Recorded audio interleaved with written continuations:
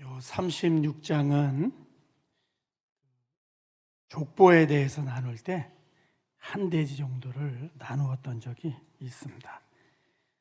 오늘은 거기에 초점을 맞추지만은 하나님이 어떠한 분이신가에 초점을 맞추어서 이웃사랑과 관련된 교훈을 이 말씀에서 우리가 뽑아내면서 적용을 해가도록 하겠습니다. 족보는 그것 자체가 사람들에게는 목적인 것 같지만은요, 성경의 족보는 수단입니다. 우리 가문에서 대통령이 나오면 되게 좋지만은요, 대통령이 나오지 않아도 살아가는데 큰 지장은 없습니다. 장관이 나오지 않아도 상관은 없습니다. 우리가 신앙생활을 하면서 이렇게 생각을 하지 않습니까? 성경에서 예수님의 족보에 들어간 사람은 축복받고 잘 살고 믿음이 좋고 형통하고, 족보에 이름이 들어가지 않은 사람은 못 살고 믿음도 없고 버림받고 저주받고 멸망받는 인생을 살아갔구나라고 생각을 합니다. 왜 그러냐면 족보를 목적으로 보기 때문에 그러합니다. 만약 그렇게 본다면은 모세도 서운하고 요셉도 여호수아도 기드온도 사무엘도 에스더도 에스라도 느헤미야도 서운하죠. 왜? 예수님의 족보에 이름을 올리지 못했기 때문에 그러합니다. 우리나라의 족보가 언제 생겼냐면 조선시대 때 생겼습니다. 유구한 역사를 가지고 삼국시대 이전부터 고조선부터 내려왔는가? 그렇지 않습니다. 조선시대 때 생기게 되었습니다.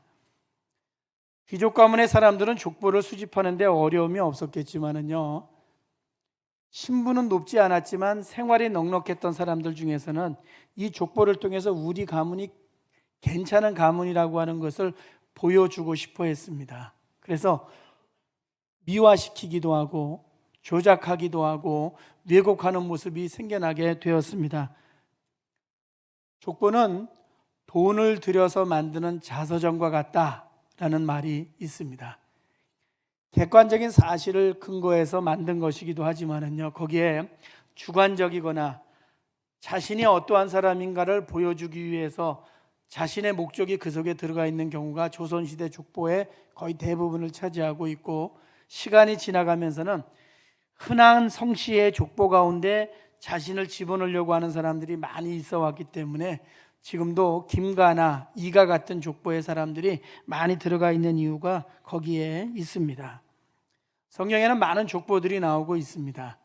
오늘 우리가 야곱과 에서에 대해서 살펴보게 될 터인데, 잘 살펴보시면은요, 그 말씀 속에서 우리의 편견이 무엇인가를 이해할 수가 있습니다.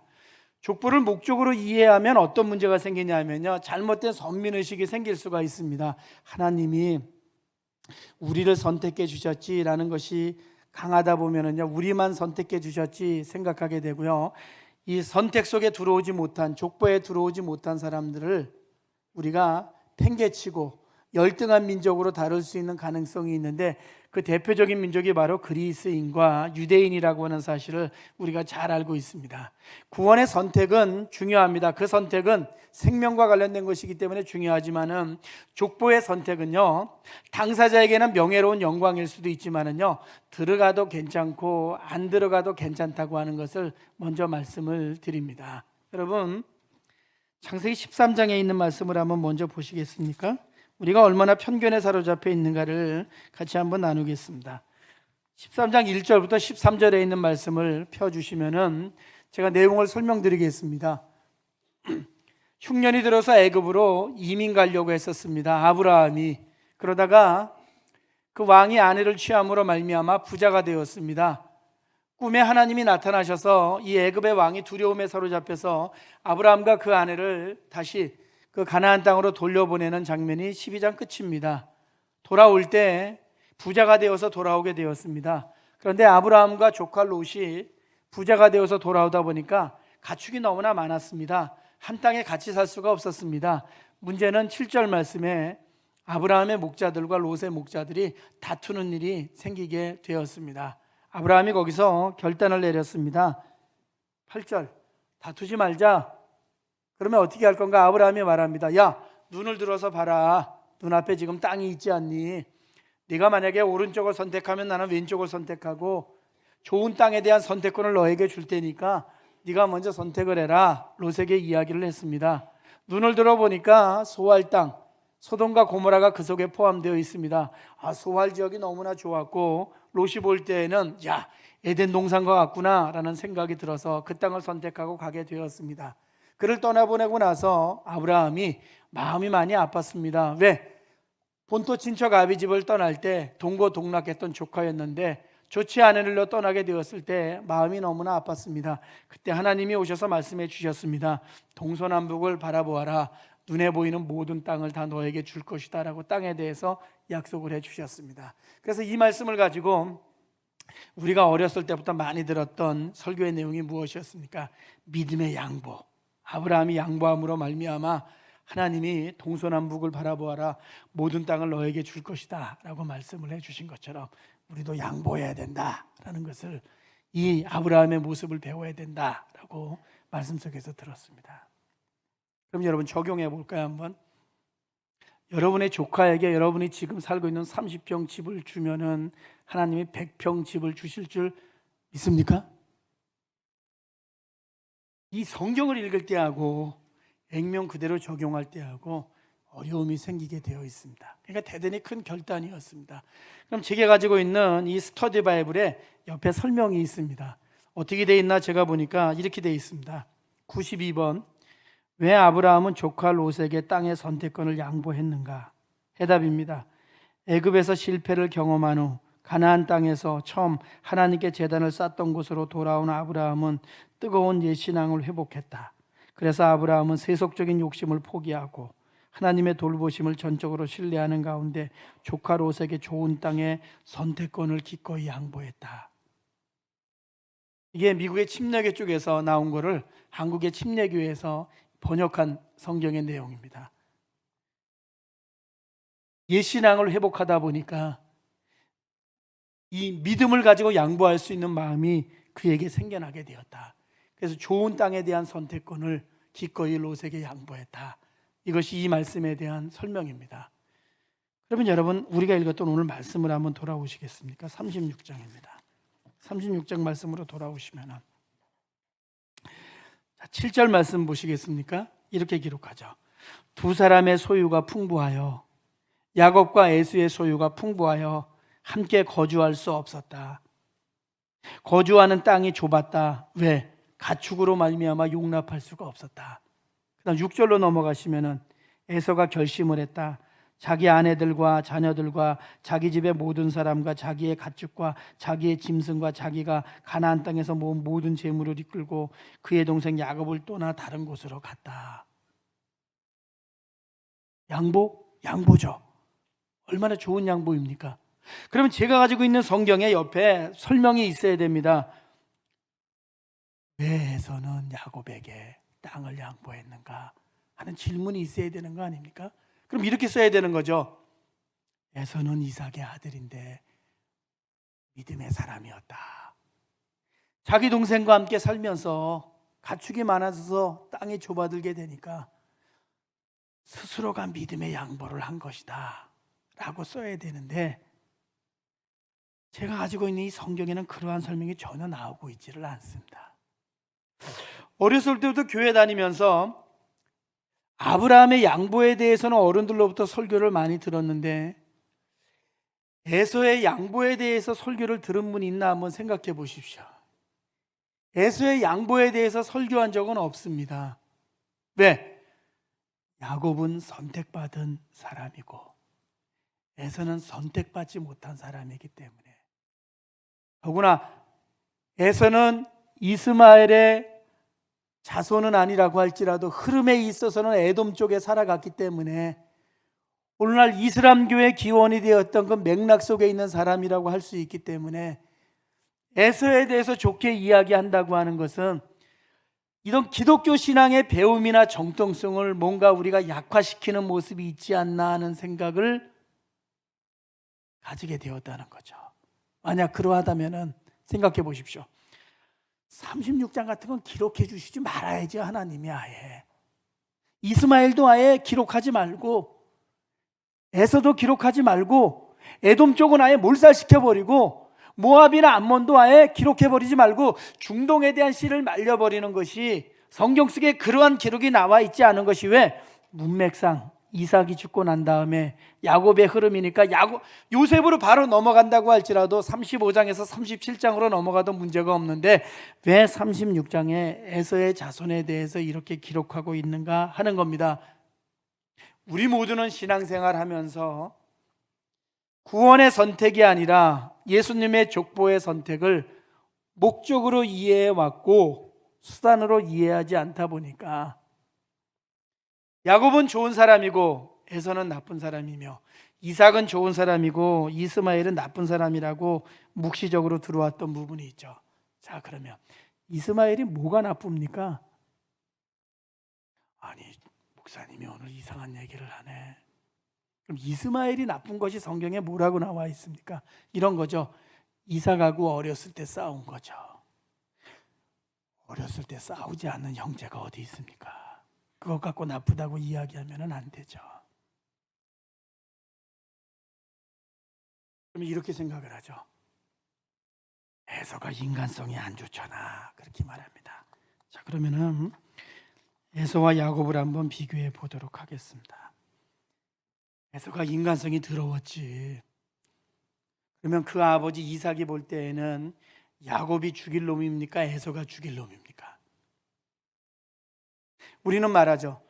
야곱은 하나님의 축복을 받고자 하는 열망이 있어 갖고서 그가 비록 방법은 잘못되었지만 결국 그 축복을 쟁취하지 않았는가? 그럼 에서는 그 축복을 받을 마음이 없었습니까? 그럼 또 얘기하죠. 이 팥죽 한 그릇에 장자권을 팔았잖아. 그럼 여러분 배가 고픈데 여러분 동생이 팥죽 쓰고 있다가 형 팥죽 줄 테니까 장자권 줘. 그러면 내가 이제 팥죽 주고 나서 내가 맏아들이 되는 거야. 그러면 여러분이 안 돼 이 녀석아 그것은, 그렇게 이야기하겠습니까 여러분? 야, 팥죽 한 그릇 줘. 네가 장자야, 이렇게 이야기하겠죠. 왜? 배고플 때에는요 잠시 접어둬도 상관이 없다고 생각을 합니다. 사람은 제정신이 돌아온 다음에 호적상의 위아래는 바뀌지 않습니다. 그렇지 않습니까? 우리는 그걸 보고서 장자권을 소홀히 했네 이렇게 생각하시면 안 되고, 물론 그런 잘못도 있지만은요 부쩍 배가 고팠구나 하는 것으로 그 말씀을 이해해야 되는 거니까, 거기서 누가 나쁜 사람입니까? 팥죽 한 그릇에 치사하게 장자권 달라고 한 야곱이 나쁜 놈 아닙니까 여러분? 잘 생각하십시오. 성경을 읽어 내려가면서 이 사람은 좋은 사람이고 이 사람은 나쁜 사람이구나 무조건 생각하고 들어가시지 말고, 배고픈 형한테 그걸 주는 것은, 아무런 조건 없이 주는 것은 당연한 거 아니겠습니까? 그 다음에 아버지가 축복을 해준다 그랬으니까 그 축복을 쟁취하기 위해서 갔지. 자, 그럼 야곱이 오늘날로 이야기하면 피부과를 급히 찾아갔습니다. 그래서 머리털을 뽑아서 자기의 팔뚝에다가 심었습니다. 왜? 장이 여기 털이 많으니까. 그리고 마스크를 만들어주는 데 가서 그 아버지가 눈이 잘 보이지 않으니까 혹시 얼굴을 만져볼 수 있으니까 TV에 나오는 것처럼 이렇게 마스크를 잘 만들어 갖고서 형의 모습을 하고 아버지에게 찾아 들어가서 그 축복을 빼앗았습니다. 인간성이 야곱이 더럽습니까? 에서가 더럽습니까 여러분? 에서는 그때 뭐 했습니까? 아버지에게 맛있는 음식을 내가 만들어서 드려야지, 별미를 만들어 드려야지 하고 맛있는 음식을 만들어 드리기 위해서 사냥을 하러 나갔습니다. 누가 나쁜 놈입니까? 당연히 야곱이 나쁜 놈이죠. 에이, 그런 게 어디 있어요. 자, 그러면 20몇 년이 지나서 형 에서와 동생 야곱이 만나게 되었을 때 야복강을 건너서 32장과 33장에서 만납니다. 누가 먼저 뛰어와서 끌어안았습니까? 형 에서가 먼저 끌어안았습니다. 끌어안은 다음에 형이 야곱의 뭐가 되었습니까? 보디가드가 되었습니다. 형이 먼저 앞에서 야곱을 인도해 가는 모습이, 마치 호위해 가는 그러한 모습이 성경 속에 나오고 있습니다. 그 다음에 그 형제가 같이 살아가고 있는데 땅덩어리가 좁아질 정도로 저들이 풍부해졌습니다. 다툼이 생겨날 수도 있는데 그 땅을 포기하고 땅을 떠나는 사람이 누구입니까? 오늘 36장에서 형 에서입니다. 얼마나 좋은 사람입니까? 그럼 조금 더 넓게 생각해서 구약의 족장들이 나오고 있습니다. 아브라함도 족장이고 족장은 촌장이라고 생각하시면 됩니다. 도시국가보다 작은 형태의 그 마을이라든가 이 읍내 같은데 장이라고 생각을 하시면 됩니다. 그러면 아브라함, 이삭, 야곱, 요셉 중에서 누가 제일 부자였습니까? 에서가 제일 부자였습니다. 왜 오늘 성경에 있는 말씀에 에서의 이 자손들이 얼마나 많이 퍼져나가고 있습니까? 족장.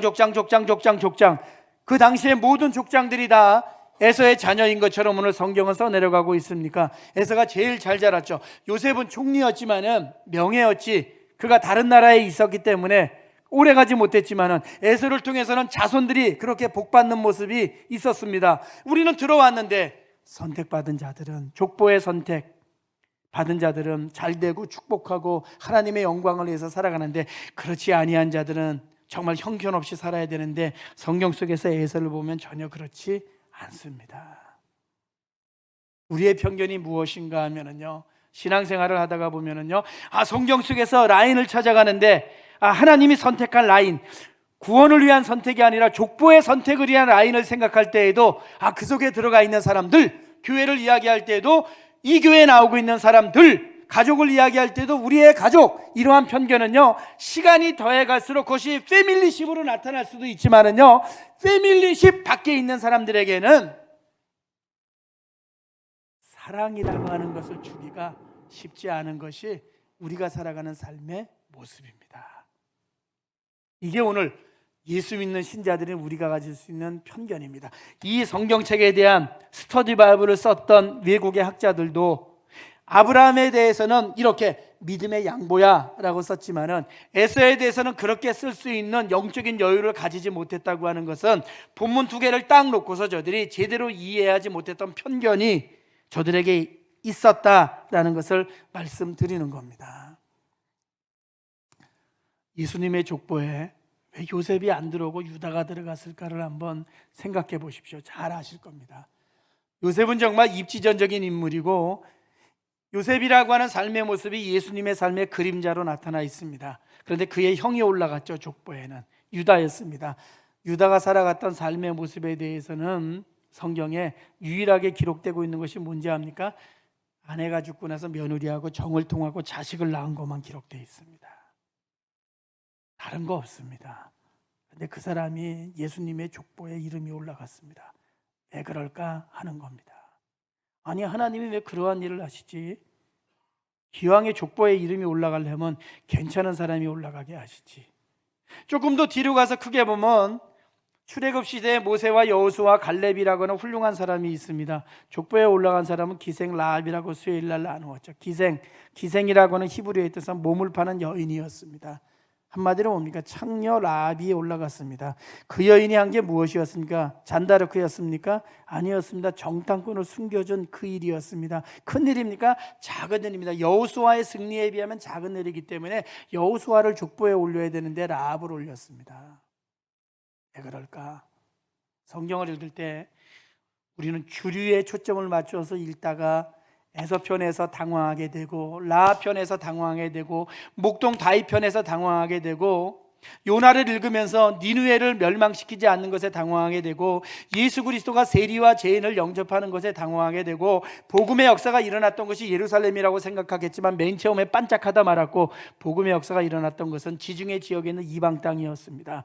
하나님이 성경을 통해서 우리에게 보여주시려고 하는 것은 주류의 생각만을 가지고 성경을 읽지 말라는 겁니다. 니네들만의 패밀리십을 가지고 성경을 읽지 말라는 겁니다. 우리의 가족만이라고 하는 생각을 가지고 성경을 읽지 말고, 우리의 교회만이라고 하는 생각을 가지고 성경을 읽지 말고, 단일 민족이라고 하는 생각만 가지고 성경을 읽지 말라는 겁니다. 읽다가 바꾸라는 겁니다. 편견이었다고 하는 것을, 오해라고 하는 것을, 그 오해와 편견 때문에 하나님도 이러한 분일 거야 라고 착각하면서 받아들일 수 있는 그 시각을 늘 바꿔나가지 않으면은 신앙생활이 오래되면 오래될수록 이 사람은 좋은 사람, 이 사람은 아주 나쁜 놈, 이러한 식으로 되어갈 수 있는 가능성이, 믿음이라고 하는 것이 더해갈수록 신자들에게 동시에 이러한 모습들도 더해갈 수 있다고 하는 것을 아셨기 때문에 하나님께서 성경을 통해서 예수 그리스도를 통해서 하나님이 그렇지 아니한 분이라고 하는 것을 우리에게 말씀해 주시는 거죠. 이게 성경의 제일 중요한 메시지이기 때문에 여러분, 이 생각이 우리 속에서 분명하게 붙잡아지지 않는다면요, 이웃사랑을 이야기하기가 쉽지가 않죠. 이게 오늘 36장 우리가 읽었던 이 말씀이 우리에게 주시는 제일 중요한 교훈입니다. 자, 그럼 나라를 놓고 보면은 구약의 나라를 선택할 때 하나님이 이집트를 선택하거나 아수르를 선택하거나 바벨론을 선택해야 되는 거죠.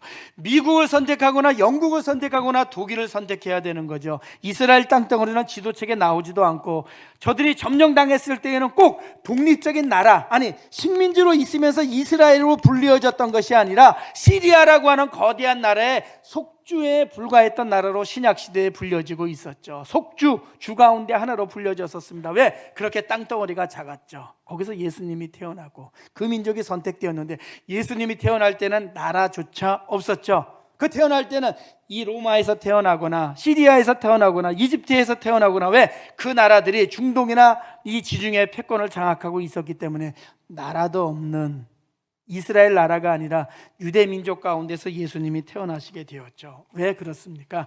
하나님이 어떠한 분인가를 보여주시는 거죠.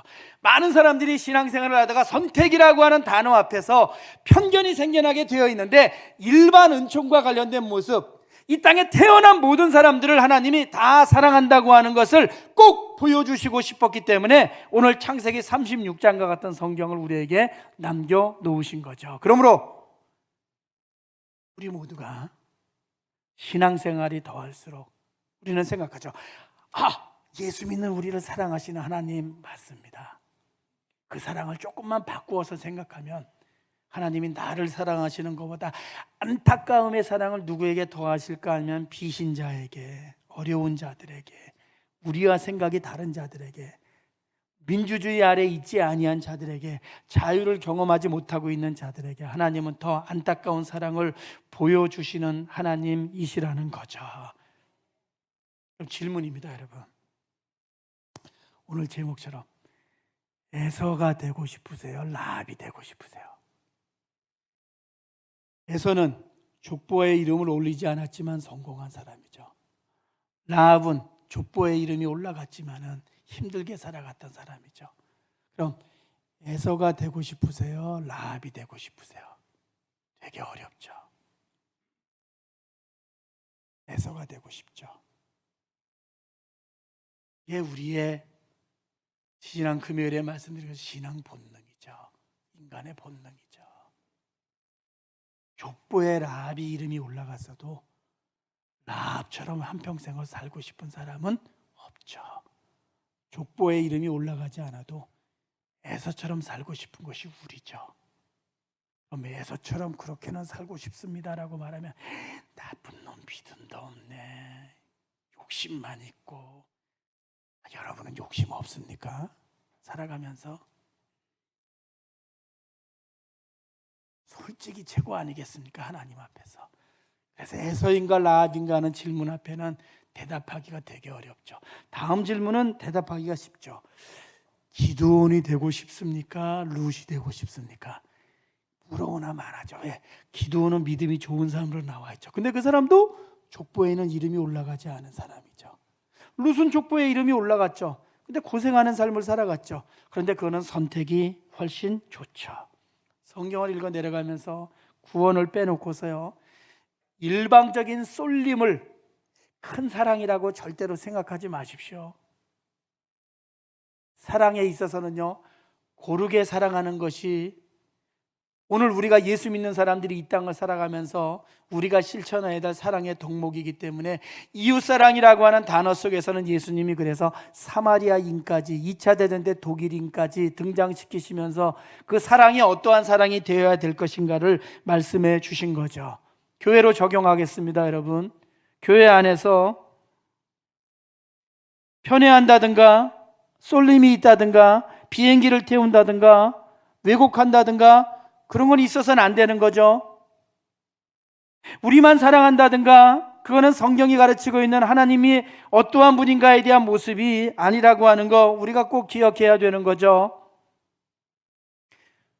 우리는 함께 가는 가족이나 교인들도 사랑하지만은요, 그렇지 아니한 사람들도 오늘 36장의 에서의 족보처럼 인정해 줄 수 있고 사랑해 줄 수 있고 그가 양보한 것에 대해서 스터디 바이블에 설명을 써 내려갈 수 있을 정도의 영적인 여유를 가지고 살아갈 수 있는 신자들이 꼭 되어야 되는 거죠.